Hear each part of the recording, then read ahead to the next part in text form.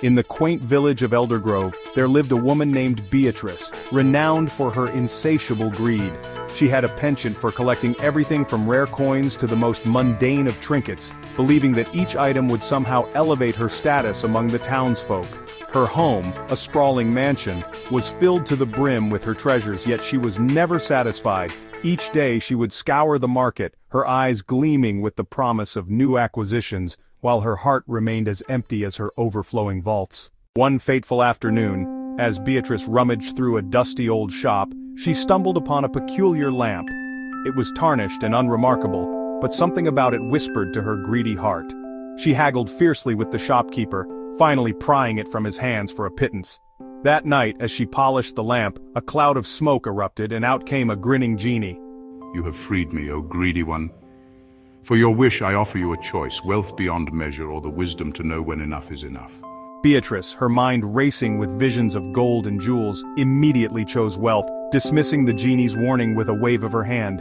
In an instant, her mansion transformed into a palace of unimaginable riches, but as she reveled in her newfound fortune, she realized that her greed had come at a cost.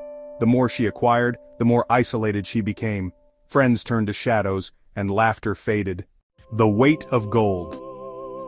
The laughter faded and was replaced by a silence so vast it felt like a physical presence, a chilling guardian of her treasures. Her palace was a gilded cage, every marble floor and silk tapestry a monument to her solitude. The gold she had desperately craved now felt cold and inert in her hands. The jewels, once brilliant symbols of desire, were just heavy, flawless stones. One afternoon, sitting at a dining table long enough for 50 guests, she watched her reflection in a silver platter. Her face was drawn, her eyes vacant. She hadn't spoken a single word to another soul, not a command, not a complaint, in 3 days. Her servants moved like ghosts, paid handsomely to stay quiet and keep their distance. She heard a sound then, faint and simple. The strumming of a lute from the modest house of the village carpenter, Mr. Finch. It was an off-key, imperfect melody, followed by the sound of genuine shared giggle. A sudden sharp pang hit Beatrice, a sensation so foreign it took her breath away. It wasn't envy for their things, but a devastating envy for their ease. She realized the genie hadn't made her wealthy, it had simply magnified her greatest flaw. She couldn't trade a chest of rubies for the simple, effortless warmth of that shared moment. Her wealth hadn't just pushed people away, it had sealed her off from the very capacity for human happiness.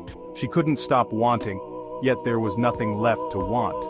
The true tragedy was not that she had chosen wealth, but that she had chosen it over a wisdom that even now, she did not truly understand. Beatrice didn't repent. She didn't give away her fortune.